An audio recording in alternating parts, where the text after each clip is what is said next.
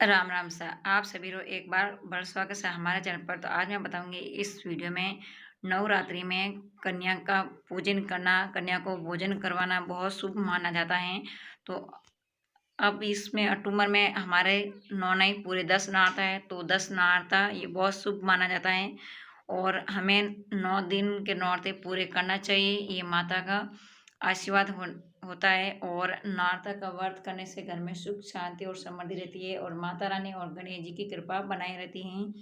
तो आपको भी अपने घर में कलश की स्थापना करनी चाहिए और ज्वारे भी उगाने चाहिए और माता का कलश की स्थापना करनी चाहिए, माता को बिठाना चाहिए और जो आपसे होता है वो आपको करना चाहिए। इस बार बहुत बड़ा योग बन रहा है माता रानी का। अब ये 10 दिन एक नाता बढ़ गया है तो बढ़ना बहुत शुभ माना जाता है। तो आपको ज़रूर करना चाहिए ये माता की पूजा पाठ 10 दिन तक और 16 श्रृंगार करना चाहिए। माता का पूजा पाठ करने से चाहिए सुबह शाम। तो मैं यहाँ कर रही हूँ सुबह शाम। सबसे पहले तो हमें इस पूरे मंदिर को एकदम शुद्ध पानी से उसको पहले तो सूखे कपड़े से साफ करना चाहिए। फिर पूरे एक अलग गीला कपड़ा कर उसको पूरे हमें मंदिर को साफ करना चाहिए। फिर बाद में हमें एक लोटे में जल लेना चाहिए। फिर बाद में जल में गंगा जल डालना और दुर्वा से या फूल हो या आम का पत्ता हो जो भी है आपके पास, उससे हमें भगवान की सब पहले तस्वीर को साफ करना चाहिए। फिर भगवान को स्नान कराना चाहिए। उसके बाद में हमें दिया बाती और उनको भोग लगाना चाहिए। जो माता का 9 दिन में 9 भोग होते हैं प्रिय, वो भोग उसको माता को चढ़ाना चाहिए, गणेश जी को और माता रानी को। तो यह मैंने वो पहले सबसे पहले हमने मंदिर साफ किया, फिर तस्वीरों को साफ किया, फिर उसके बाद में पूरे मंदिर में पानी छिड़काया और उसके बाद में स्नान करा के माता रानी को फूल वगैरह चढ़ाया और माला पहनाई। उसके बाद में मैंने तिलक किया कुमकुम से और चावल रखे उनके सामने और उसके बाद में मैंने माले का जो होता है हमें कलावा वो रखना चाहिए हमें और माता रानी को जो भोग पीरी है वो भोग लगाना चाहिए। तो मैंने अष्टमी के दिन कन्या पूजन की, तो इसलिए मैंने आपके लिए वीडियो बनाया है। तो सबसे महत्वपूर्ण है हमारी अष्टमी और नवमी। तो ज़्यादातर हमारे घर में अष्टमी के दिन देवी माता का घर में पूजन करते हैं और ज़्यादातर हम अष्टमी को ही माता का दिन होता है। तो कई घरों में अष्टमी के दिन माता को पूजा करते हैं, माता की पूजा पाठ करते हैं, कथा वगैरह करते हैं और माता को हर जो माता को भोग पीरी है वो भोग लगाते हैं। तो मेरे घर में ज़्यादातर अष्टमी का दिन होता है। मेरी माँ कुलदेवी है नरडोल आशापुर की, तो हमारे अष्टमी के दिन ही माता को मनाया जाता है और माता का दिन मनाया जाता है और माता को भोग लगाया जाता है, उनकी पूजा पाठ करते हैं, नारियल वगैरह चढ़ाते हैं। तो मैं अष्टमी के दिन ही कन्या पूजन किया था और मैंने पूरे 10 दिन व्रत भी रखे थे। तो सब मैंने अपनी जो शुभ मुहूर्त होता है विधि विधान से कल स्थापना करना, सुबह शाम पूजा और शुभ मुहूर्त के हिसाब से हमें पूजा पाठ करनी चाहिए, तो बहुत शुभ माना जाता है।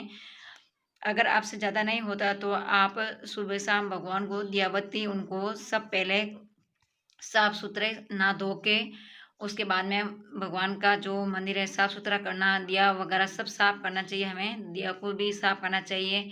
फिर बाद में हमें भगवान को स्नान कराना चाहिए या फूल होना चाहिए ये आम के पत्तों से, गणेश जी को दुर्वा चढ़ाना चाहिए, माता रानी को जो भोग है वो भोग लगाना चाहिए, बहुत प्रिय होता है। सबसे ज़्यादा भोग होता है माता रानी का पान का भोग, बहुत प्रिय होता है। अगर हम पान का भोग जोत में जला दे रखकर तो वो भगवान तक पहुंच जाता है भोग और भगवान बहुत पसंद होते हैं। तो आप भी बहुत ज़रूर कीजिए। हमारे एक साल में 2 बार आते हैं नवरात्रे, तो आप ज़रूर करना चाहिए। आपने इस बार बहुत बड़ा योग बना था तो आपको करना चाहिए। तो हमेशा माता की पूजा पाठ करनी चाहिए। तो ये है मेरा मंदिर। तो आपको कैसा लगा है मेरी सब पूजा पाठ विधि विधान से मैंने की है, जो शुभ मुहूर्त होता है सुबह का और शाम का उसी हिसाब से मैंने सब पूजा पाठ की है घर में। देवी देवताओं की सब पूजा पाठ किए और ये कन्याओं के लिए है, उनके लिए सब मैंने रखा श्रृंगार। और ये गणेश जी और माता जी का भोग है और माता रानी की झंडी भी है मेरे पास और ये है श्रृंगार माता रानी का पूरा। और ये मैंने यहाँ कलश स्थापना की थी और ये है हमारी पूजा की थाली, आप देख सकते हैं। जो आपके पास है फल फ्रूट ड्राई फ्रूट जो भी है वो आप भगवान का भोग लगा सकते हैं। पर अष्टमी के दिन माता का भोग होता है ज़्यादातर हमारा हलवा, पूड़ी, खीर और काले चने की। तो ये कन्या पूजन के लिए मैंने गुलाब की पत्तियाँ, उसमें गुलाब जल डाले, थोड़ा-सा गंगा जल और काचा दूध और शुद्ध पानी। तो इन चीज़ों से हमें कन्याओं का पूजन करना चाहिए। तो ये कन्या आ गई है मेरे घर पर, तो सबसे पहले हमें कन्या का पैर धोना चाहिए। अगर 9 आती तो बहुत बड़ी बात होती और 9 से भी ज़्यादा कन्या आपके घर में आती है तो बहुत शुभ माना जाता है। ऐसे कई कम होते हैं योग, कन्या जितने बुलाते हैं उतनी ही आती है, पर बिना बुलाए ज़्यादा आ जाती है तो बहुत शुभ होता है। तो ये मेरे साथ हुआ है। मैंने 9 बुलाई फिर भी बहुत ज़्यादा कन्या आई, ये तो मुझे बहुत बड़ी खुशी की बात हुई है। बिना बुलाए मेहमान आते हैं तो ये सबसे बड़ा शुभ माना जाता है। तो कन्याओं का पैर भी धो लिया है और यहाँ वापस एक हमें टुवाल रखना है। टुवाल से हमें सब कन्याओं का पैर पोंछना है, वापस कन्याओं का साफ करना है पैर। तो सबसे पहले हमने जो शुद्ध पानी लेना, पानी में हमें गंगा जल, कच्चा दूध और गुलाब जल डालकर पैर धोना बहुत शुभ माना जाता है। और सब अपने विधि विधान से ही करना, जैसे हमें मुहूर्त के हिसाब से करना है। तो कन्या पूजन होता है सुबह 6 से 12 12 के बीच में। 12 से पहले पहले हमें करना चाहिए, 12 बजे के पहले पहले 11:30 तक रखना है हमें। सुबह 6 बजे से 11:30 के बीच बीच में हमें कन्या पूजन करवाना है और उसको भोजन भी करवाना है। तो बहुत शुभ माना जाता है। तो कन्या का मैंने पैर धो लिया इनको। अब हम इसका तिलक लगाएंगे, इनकी आरती करेंगे, इसको कलावा बांधेंगे। तो सब विधि विधान से ही करना। तो सबसे पहले हम कन्याओं को कुमकुम का टिक्का लगाएंगे और चावल अर्पित करेंगे इनके ऊपर और फूल बरसाएंगे। फिर इनको सबको टिक्का लगाकर इसके ऊपर चावल रख लेंगे थोड़ा सा और फूल वगैरह भी रख लेंगे। और अब हम इसको कलावा बांधेंगे कन्याओं के हाथ में। तो कंवारी कन्या होती है उसे हमें दाहिने हाथ में कलावा बांधना बहुत शुभ माना जाता है। और जो शादीशुदा कन्या होती है तो उसके हमेशा बाएं हाथ में कलावा बांधना बहुत शुभ माना जाता है। तो छोटी छोटी बातों का ध्यान रखना हमें बहुत महत्वपूर्ण है हमारे लिए बातें। तो हमेशा छोटी छोटी बातों से ही हमारा घर में शुद्धिकरण होता है, घर में सुख शांति और समृद्धि होती है। बच्चे बच्चे भी स्वस्थ रहते हैं, हमारा परिवार भी बहुत शुद्ध रहता है। और घर में जो भी जादू टोना टोटका बुरी नज़र बुरी शक्ति होती है वो नवरात्रि के दिन जो विजयदशमी होती है, रावण जलता है, उस दिन बुराई का हमेशा नाश होता है और विजय की जीत होती है।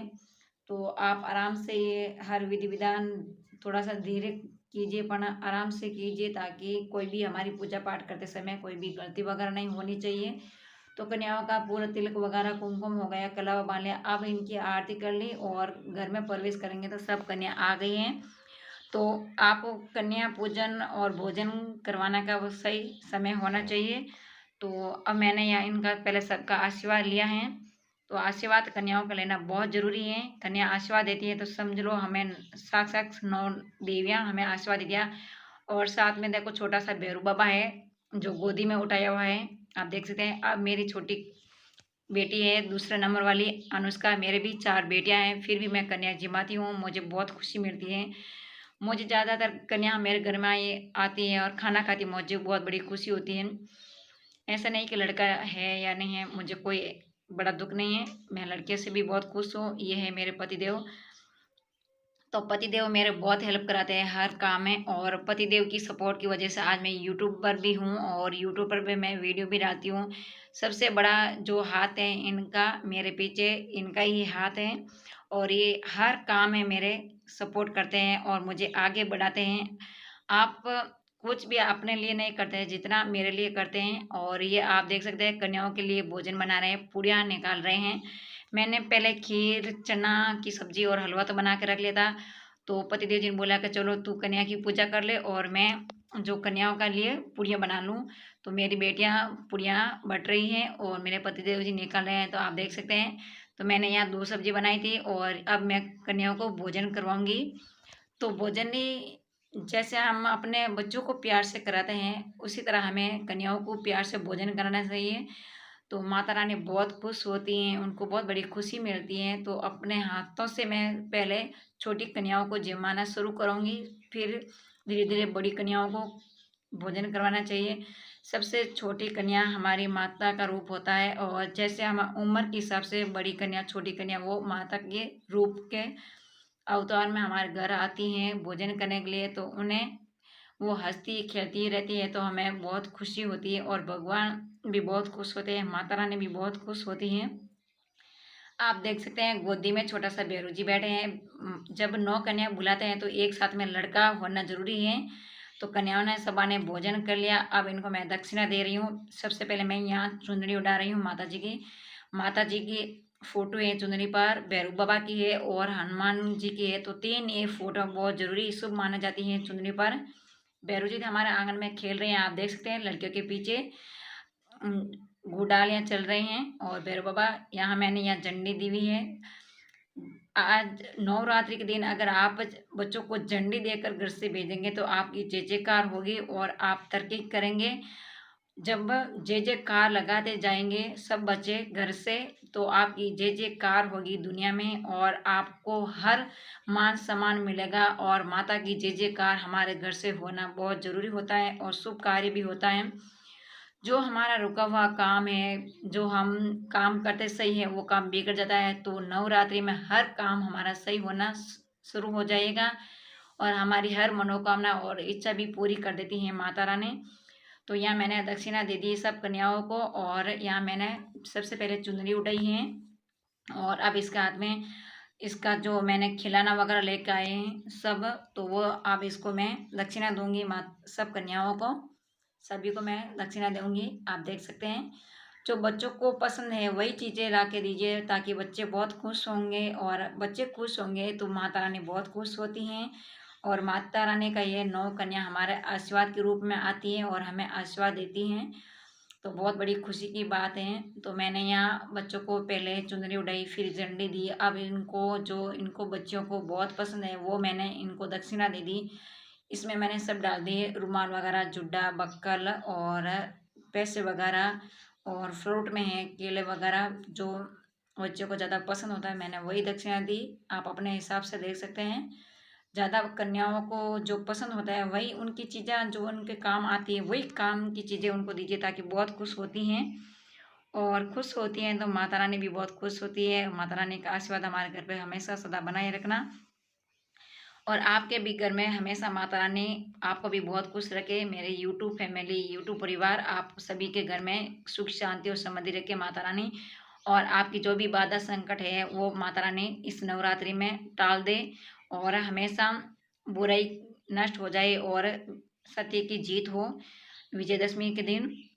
तो इसलिए रावण जलाया जाता है, बुराई का विनाश हुआ है और सत्य की जीत हुई है, तो इसलिए रावण जलाया जाता है। तो अब कन्याओं का मैंने यहाँ सब हाथ में जो चावल होते हैं वो माता लक्ष्मी का रूप होता है। तो जब कन्या घर जाती हैं तो आपको क्या करना है, थोड़ा सा चावल लेना है कटोरी में, उनको मुट्ठी में चावल दे देना है और 1-1 रुपये का सिक्का देना है। वो सिक्का हमें क्या करना है, जब कन्या अपने घर रवाना होती हैं तब हमें अपनी झोली फैलाकर उस झोली में कन्याओं से आधे चावल है वो वापस लेना, और आधे चावल कन्याओं को अपने घर पर ले जाना चाहिए। कन्याओं का घर में भी अन्न धन का भंडार भरती है माता रानी, और हमारे घर में भी अन्न धन का भंडार भरती हैं। तो कन्या ने सबा ने मुझे आशीर्वाद दे दिया है। अब कन्या अपने घर जा रही है, तो आप देख सकते हैं मैंने कन्याओं का सभी का आशीर्वाद ले लिया है और कन्या बहुत खुश है। तो हमेशा ध्यान रखना कन्या की विदाई करते समय, अब मैं यहाँ झोली फैला रही हूँ तो झोली में मैंने कन्या डालेगी थोड़े से चावल और 1 रुपये का सिक्का।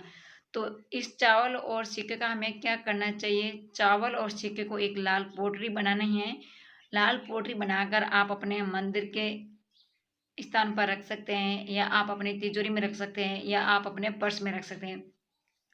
ये माता रानी, नौ माता रानी का हमारा आशीर्वाद है, और इसे हमें बहुत संभाल कर रखना चाहिए। इससे हमारे घर में अन्न धन आते हैं और घर में सुख शांति समृद्धि आती है, हर मनोकामना हमारी पूरी होती है। तो ये कन्या मुझे अपनी झोली में आप देख सकते हैं चावल और 1-1 रुपये का सिक्का दे रही हैं सभी कन्याओं। तो ये नवरात्रि के 9 दिनों में कन्या पूजन करना, कलश की स्थापना करना, घर में सुबह शाम मुहूर्त के हिसाब से पूजा पाठ करना बहुत शुभ माना जाता है। तो कन्या ने सभी ने आशीर्वाद दे दिया, आप देख सकते हैं। और भैरव बाबा तो हमारे आंगन में खेलते ही हैं, बहुत खुश हैं भैरव बाबा।